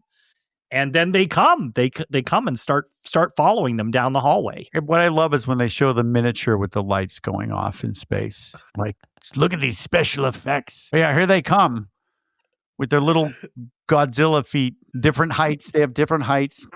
Yes, they're walking down the hallway. 8 of them or something. Yeah, it looks like a gang. Yes, alien gangs coming. They're coming down the hallway because they think, we'll go towards this light. Yeah, we'll go towards working. that. Yeah. But the problem is they forgot about that one that's in the Medbay, right? Yep. That's in the isolation chamber in the Medbay. Yep. It's so that's it comes out. And is this where Rankin gets his own flashlight and he's like, I'll save you, and he's doing all these forward rolls and shit like that. Yeah, Rankin does barrel rolls and things. He goes in and he basically saves the Medbay so they can get everybody out of the Medbay and get this one. This one's going to come into the hallway and join the others, I guess, as they're leading them to a storage room. The monsters don't attack you if they're distracted by energy. Not at all. They'll go right by you because there are soldiers lined up against the wall, and these guys, the aliens, just go right by them because they're attracted to the light that they're trying to lure them. There you go. That's pretty good. So they bring them down the hallway, and they do it. They turn on the portable generator, and they all go into the room with a portable generator, and they start attacking it like it's a buffet table. Yeah, there you go. We both said buffet. Oh, Jesus Christ. I know my God. They're all around this little portable generator, and so plan's working. Yeah, but they got to evacuate C Block and open up the airlock. But you know what? Our scientist, remember him? He's like, my files are in there. My files. Got to get my files. He's just like a kid. Yeah. Because all they got to do now, they got to close the door. But this guy's like, no, he reminds me of a Reanimator, Herbert West. My notes, save my notes. They're more important, and I have no idea what actually is happening here. Okay, I gotcha. Do you? Because he tries. He tries to go for his notes, and then everybody all of a sudden doesn't know how to drive anymore. Well. There's a creature they didn't have out yet, busts through a door. Yep. And that just causes everybody to not really pay attention. And he's grabbing his notes, and they're backing up, and I think they don't see him. And what happens, Eric, is basically in a tiny hallway. You think, everybody, if you were in a tiny hallway and 5 golf carts had a collision, had a massive accident in this hallway. Yeah, golf balls everywhere. Yeah, they're just crashing into each other. And then the scientist is trapped.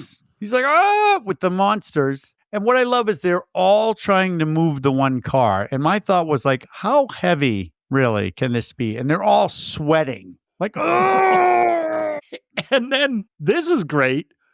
Rankin and Vince start to have a conversation while they're pushing it. Yes. So they're straining. Yeah. Because Vince is trying to figure out a way they can save the doctor. But Vince Rankin, always of course, looking out for everybody else. What a Rankin dummy. is like cost of doing business, dude. Yeah. Yep. Like, he's done for. And But Elliot wants to do it anyway. And then Rankin pulls a gun on him. He's like, yeah, you're going to go? You're going to go? Yeah. And then what I love is Vince goes with his beautiful blue eyes and his incredibly short arms. He goes, thank God he didn't point. That would have been embarrassing. He goes, it's your move, Commander. And then he opens the doors and well, no, Eric, Dr. Lisa runs over. She opens the door. She does it, so she opens the door. Mm-hmm. Well, she's in the movie. Yeah, Dr. Lisa's there. She runs in to save it. She opens the door, but when the door opens, it's Dr. Halvorson. And we thought he was looking weird with the G-forces. When you said mime, this is where we get that mime too, because he was up against the doors. The doors open, and like Wile E. Coyote, he's still in the position, slammed up against the door. I mean, I expected the Roadrunner to run by and go meep meep, and then does he fall forward? Yes. Yeah. Mm-hmm. Yeah. So he's dead. They got him. Monsters come out and start attacking the car because it's food. Yeah, they're attacking the car. And what I love is it just goes nuts. The monsters go nuts. And we are now I told you things remind me of Gremlins. We are in Gremlins because the monsters actually attack the cart and the cart starts moving. So the monsters are going, sparks everywhere flying, and the cart is rolling down the hallway. Yep. Does it go into a bunch of barrels? Oh, yeah. Something like all these barrels that are, why are they here? Is this the fuel for the smoke guns or whatever it is? But there's a huge explosion. They show it from 17 different angles, I think, this explosion. Well, it's their big special effect. And now the space station, a big section of it just blows out. A third. Because you can see it outside. They show you the beautiful miniature where it's burning, and the smoke is going up to whatever that part of space is. But that part did get sealed off. They did get the door down. So now they're back sort of trying to figure out what's going on. If they got they're wondering if they got all the creatures, if the creatures all blew up. Well, they must, right? The monsters are all dead, right, Art? No, because they do an outside monitor outside the ship, and they see that the creatures are going towards the solar panels, basically, on the roof. Yes. And they can heal themselves with the sun. Yeah. But they can't move. Because when they show all the little critters on the top of the ship, it looks like they just stuck them on with super glue, like doink, doink, doink, doink, and they're size appropriate to the miniature. So I have them in my note, Eric. It's the finger puppet guys that you can buy, like the little finger puppets, with the little guys that are. Well, you know what? Speaking of finger puppets, Orsina's here, and she did see the monsters. So if you have your own description of the monsters, Orsina's right here. Hi, Art. Hi, we're talking about that awesome movie that you missed out on. Green Slime. The Green Slime. Green Slime. I saw bits and pieces. Did you think the guy with the short arms was hot? I don't know why you're so fixating on his arms. Well, if you watch the movie, you'd know. Well, I think he was just generally a short person. No. So it was relative to his size. Okay, well, we're talking about the monsters. So what do they look like? They're one-eyed, green. I could refer to them as phallic-like, with waving tentacle arms. That clearly... Did you say tentacle or... Oh, tentacle. Tentacle okay, arms, yeah. Uh-huh. That clearly look like a small child is in there waving its arms around. They're terrifying. What are you talking about? These are scary. I thought the production value was not bad for 1968. Well, Ursina, what would you think if I told you that 2001: A Space Odyssey came out 5 months before this? Oh gosh! All right. Well, that puts things into Art's very grand perspective. Very adamant about letting you know. Yes. It does not compare. But the groovy outfits and the dancing and the party. Love it. I love it. What was that? It looked like a tug of war. They were pulling and pushing each other and then freezing in these awkward angular poses. Yeah, I told Eric. A 20-minute discussion about that scene. It was hilarious. Shields in Yarnell. Yeah. Well, see? And we're going to dance like that next time we go out, Lova. Yeah. There you go. There you go. So the things are on the solar panel, Eric. Yeah. And they're saying, look at that. Oh my gosh. Not even moving once. Yeah. But what I love is Rankin gets handed a phone. Right? No, he goes to get the phone. What happens is he's had it. He's going out. He goes down. He's like, all right, I'm taking over. He goes downstairs and he says, Get a line down to Space Command. And the guy goes, oh, that's going to take a few minutes. Make it faster. And then the guy smiles and goes, here it is, sir.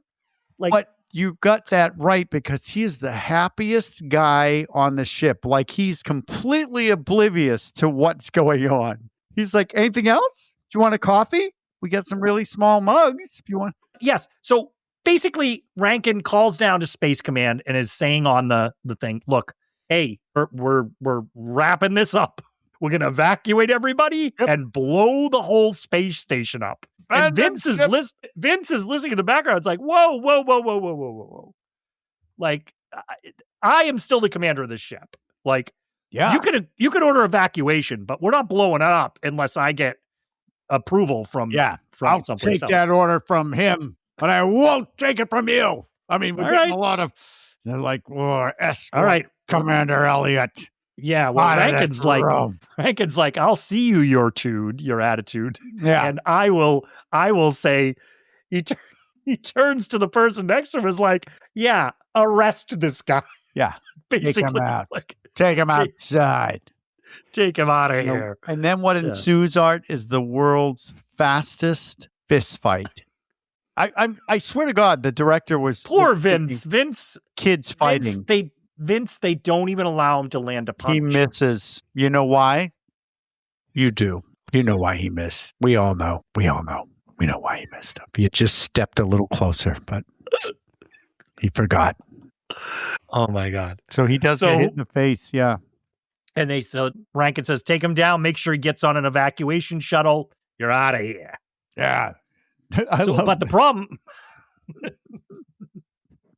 back at Hot Medbay, what I like is all Hot Medbay, HMB. Here at HMB, we have specific suddenly clothing. One of the soldiers, like she's there with another hot nurse, different one, and one of the patients, bandaged head, of course. Doctor, oh my God. We're not going to make it, are we?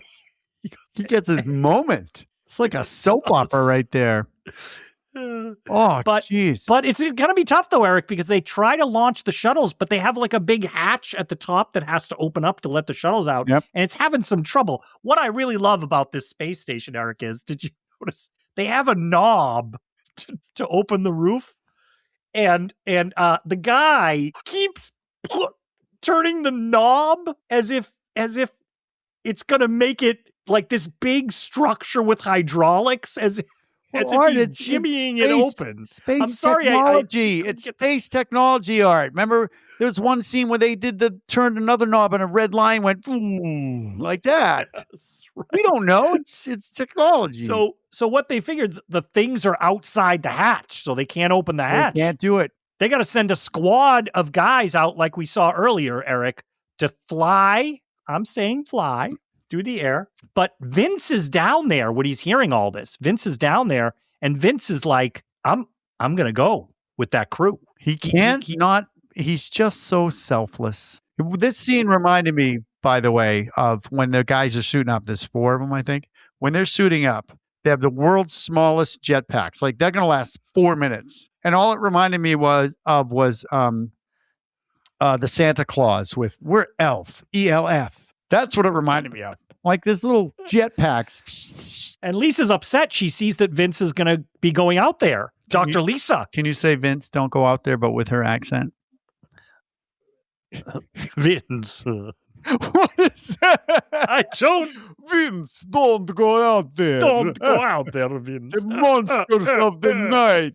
What music they make. Yeah, she's Vince. I really liked her. Don't go out there, Vince. Don't.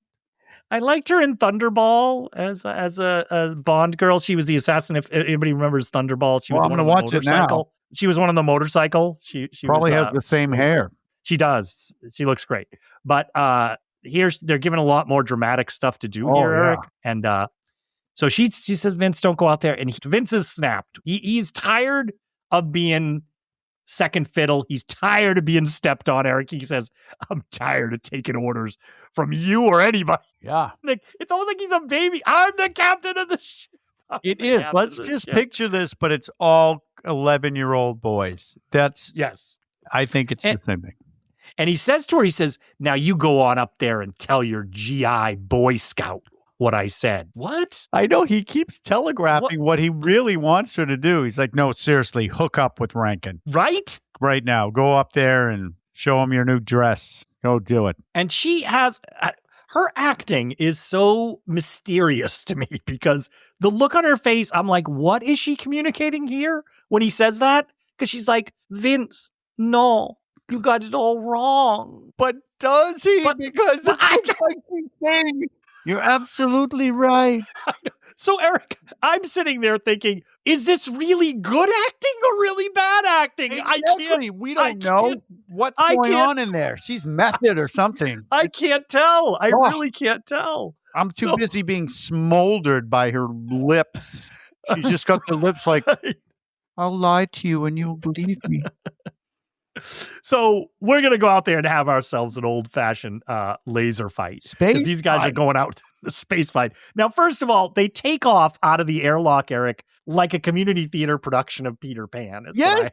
Yeah, exactly. We're flying. Like they sort of jump out. Look at us into space. We're going to kill or the human race will suffer. We're flying. We're flying. And it's tough because there's a lot of those things up there. It's like a big gaggle of those costumes, those creatures. You did this, Art. I'm just letting you know you did this. What? With the Peter Pan thing. Now that's all I can think of. Third meatball on the right. And straight until Earth. Sorry. Yeah, so what was I saying? So I'm just saying there's a lot of them up there. So down in the command center of the space station, they're like, oh, we can use the solar panel to distract those things from the guys. So they turn on the solar panel. Stoners. Like the monsters are stoners, and they're just like, oh. And what I love is they're shooting them with the lasers and they're flying through them. They don't need to because it's space. But it is that Peter Pan look when they're shooting them with the lasers and they're falling down. And I thought of you. I'm like, if Art doesn't know this, I'm like, if Art isn't going to do this, I'm going to be shocked. But all I was thinking is when the monsters were getting hit, I was thinking of the song, I get knocked down, but I get up again, and you're never going to keep me down. I am great slime, and I get up again. You know what I mean? Zapping the night away. They just keep Eric back up. Yeah, but one of our guys, our astronauts here, goes down. He hits the things. No, so all right. He's in space, and his suit got ripped, right? So he's dead. And he's floating away because there's no gravity, right? He's not somehow just lying on the hull of the ship. I'm just asking for a science friend. And Vince has to save him because we know Vince, that's his thing. He does. He does. He goes in to save him. But what happens, Eric? You always ask me this question. I'm going to ask you. Oh. What happens when your laser gun? What do you do when it runs out of whatever? Oh, when it runs out of ammunition? I don't know if you know this, but the laser gun can also be used as a throwing knife or a spear. I don't know if you know that. It's like a javelin. See, that's why I asked you. You wouldn't think they were sharp or aerodynamically accurate, but you just whip it and it'll just go right into a monster. Yeah, and I try to remember, does like the green blood come out when it kind of goes into them? Like, oh yeah, because it's in there like 12 inches. So he does that. He saves this guy, saves his life from throwing his laser in space with incredible force into a monster. Just check in on the space. But he saves that guy, and back at the command center, Rankin is like smiles and goes, he doesn't say this. In my head, I'm hearing going, you son of a bitch, Vince. You did it. Look at you. You're all grown up, kid. Oh, except for your arms. And sorry. I'm sorry. Everybody rewatch it with that in mind. Why don't you hang from a jungle gym, Vince? Yeah. Can you get that for me on that top shelf there? Shut up, you jackass. And then the ships, the escape ships, which they have, I guess, plenty of them, are taken off one by one. Mm-hmm. Yes. Yeah. And they have they have like propellers on the wings. I just noticed the details on them. It's very weird. It's pretty good. It's pretty good, I guess. But there's a big problem though, because the remote guidance system, The Space Command on Earth is just useless as far as I'm concerned. All they could do is suck. sweat and drink coffee. That's all they got. They inform them that remote guidance system, which I guess we need at this point, is not working. Oh, the remote guidance system to guide the ship. I'm with you. I wasn't the clear. Earth. What? I guess to make it blow it up. To guess, yeah, I think they don't have a self-destruct system. Okay, so they got to guide it. We'll have to wait for Alien in 1978 for that to be developed. Right. You have 10 seconds.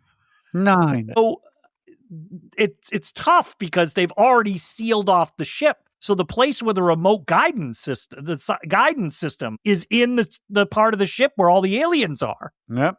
What are you going to do? I don't know. Well, if there was some kind of hero that's kind of an asshole that could do it, who would it be? Because they're the last ones. I want to point out they're the last ones left on the ship now. There's only one shuttle ship left to go, and I just gave myself a tongue twister. No, fellow fit left to go. It's only one fit left. Just the one. How many shuttle ships? How many shuttle fits can slip off of the Earth? So, Rankin's the man for the job. He's going in. Yep.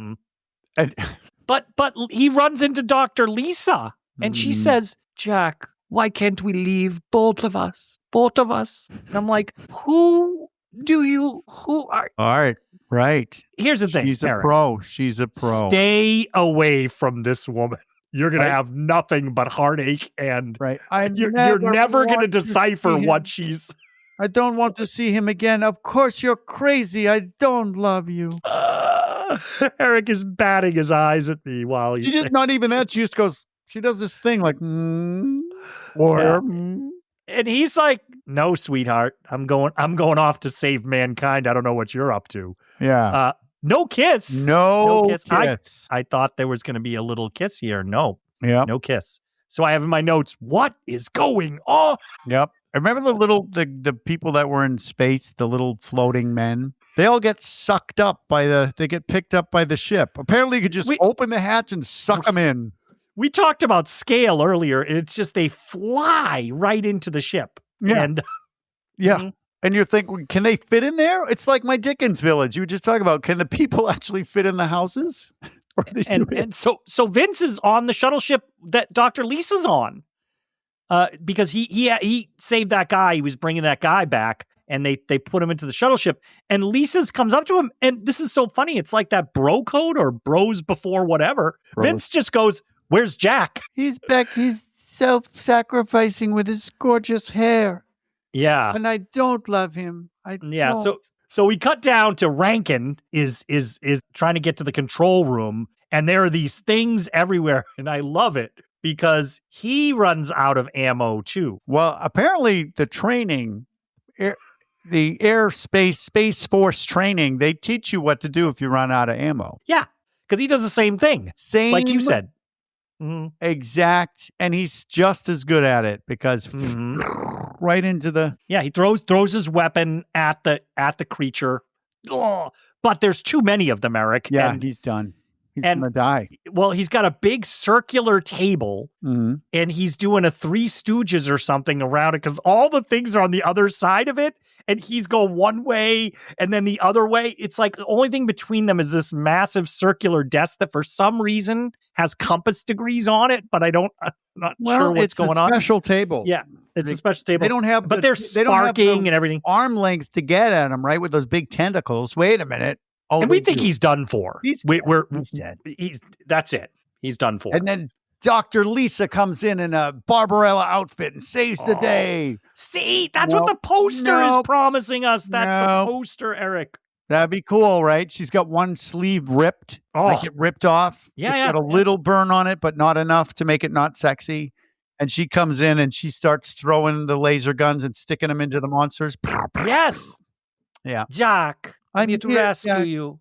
You were right all the time. I love both of you. Blue. Sorry. Well, No, she doesn't show up. Vince shows up. Oh, shit. Vince comes to save the day. Well, you know what? Yes. You know what, Art? You never could take orders. Vince goes, well, everyone's got his weakness, right? And this is where his weakness is paying off. Yeah. So they're going to escape together. Yeah. He has a full laser blast and he gets the creatures. Shoot them all. But then one of them comes out of nowhere and grabs Vince, and Vince does like we've seen other people do when they get these attacks. Ah! Yep. He looks in pain. Yep. He really looks, yeah. He does, and we're like, wait a second, wait. It's one of those quick things where you go, wait, did they just kill him? Oh, shit, they did. Because it's so fast. He says, ah!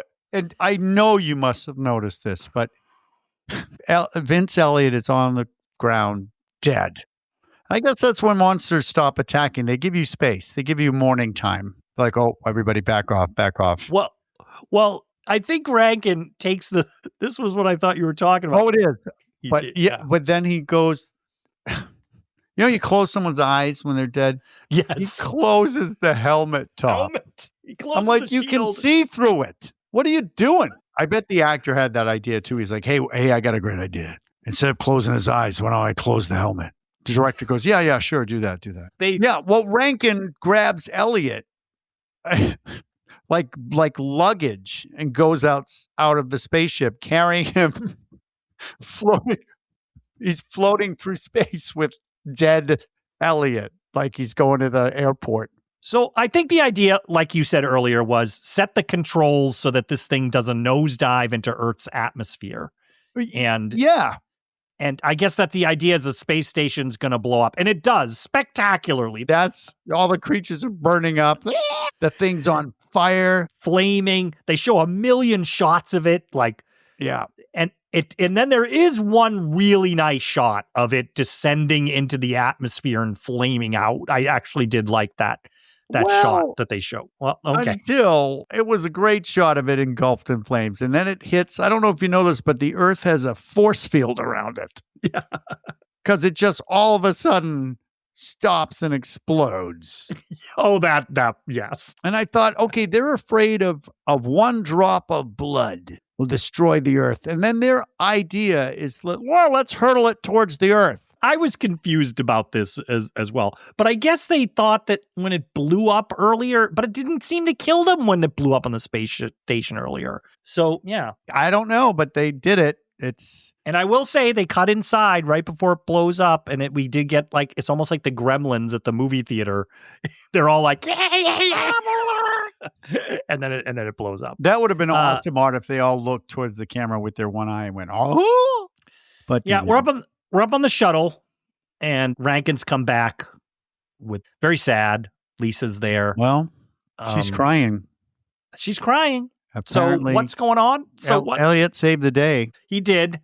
And Rankin, he calls back to command Rankin, and he says, I recommend the highest citation for Commander Elliot. And he goes, posthumously. Because he's dead. And all I was thinking when Dr. Lisa was looking at Rankin, she says things without saying it. I was thinking that she's like, well, I guess we can hook up now. That's what I thought too.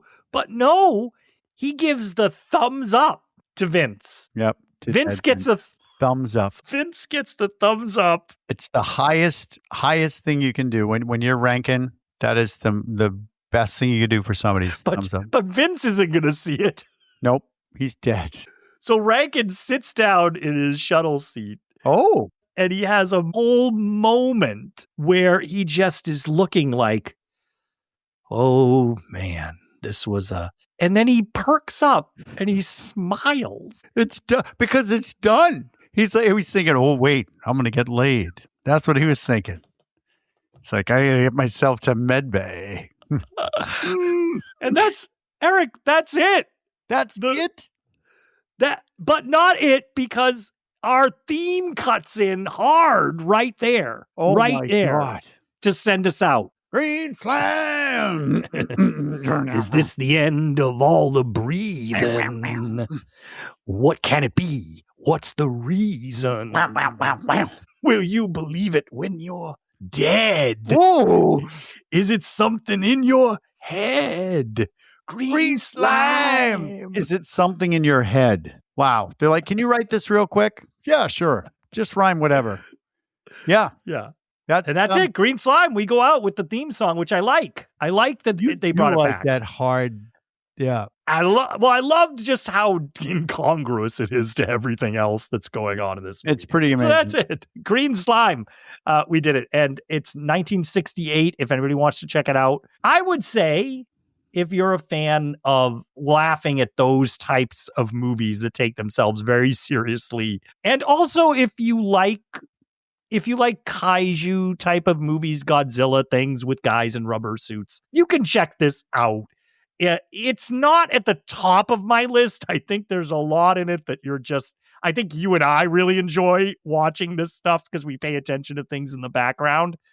For the casual cult classic horror fan, you might find some of this a little boring, I think, especially the relationship stuff and everything. That's what I think. It's not even 90 minutes long. It's not. But I've always, when Creature Double Feature, I mentioned that before, comes out on a Saturday morning and I'm watching it, I am begging for a monster movie with monsters just like this. And when they deliver it, I am just, you're in heaven. Night of the Killer Leeches, just give it to me. Oh. This one, they're insane. Yeah. They are coke again. There's that cocaine. They are coked up aliens looking for a fix. That's what they're doing. And the world's sexiest med lab. How can you not watch this? The med lab. Take me to that med lab, Eric. Yep. Are you sick again, Art? Yeah. Oh, I got a stomach thing. Oh, yesterday it was your arm. Yeah. Oh, still. Yeah. Eric, so what do you think if we had a rating system, like, especially for a movie like this, how would we rate it? I wish we had one we could just, you know what, Art? Boom. You're a fool. Well, Eric, I know you wrote me up on the last podcast. You wrote me up for not. Absolutely. You don't even learn your lesson. You did it again. Okay. Stop thinking of everybody else. Think of yourself. We have a rating system. Okay. It's an award. All right. This one gets an award. Can't possibly get it. If it was a rating, it'd be thumbs up. It'd be 3 thumbs up. But we're giving it an award. It's called I think there's 2 awards here. It's called the Vince Elliott Short Throw Award. All right. It's called, it's the award for sexiest med lab. Yeah. Oh, you know it. What'd you call it? Hot Medbay. Oh, HMB. The HMB award goes to Green Slam. All right. Yeah, so there you go. We have a. There's our rating system, and that's what we think about this movie. We want to hear what everybody else thinks about the Green Slime, especially a movie like this. I'm so interested in what people think about it. Watch it. We love it when you write it. Or if you have corrections or interesting things to tell us. Yeah, Dwayne, you got to let us know what you think. Are they a couple or are they not? What is it? Omnivorous? What do you call it when there's a throuple? Omnivorous. No, omnivorous? I don't think that's what that is. Well, osmosis. A polycule? Yeah, they're having they're having a polymorph. That's what it is. Yeah, they're just Thank you, honey. See my daughter. Polyamorous. Polyamorous. That's what's happening. They won't admit what's it. Going on. Yeah, it's true. Well, not anymore. Yeah. Okay, that's it. So if you want to tell us what you think, you can reach out to us at midnightcinemapod.com and listen to us on Apple, Spotify, YouTube, any of the podcast platforms. We're out there. I got a little spot on my jeans. Oh, gosh. Really? Oh, yeah. Well, get it off with this electric hair dryer, probably. I'm fine. Eric, what are you doing? I wouldn't do that. Eric, it's like foaming up. Holy shit. What is that? Oh my God, giant baby root! Eric, get away! That looks like a lobster claw. Eric, don't go to the fuse box. No, Eric, to the sexy med lab.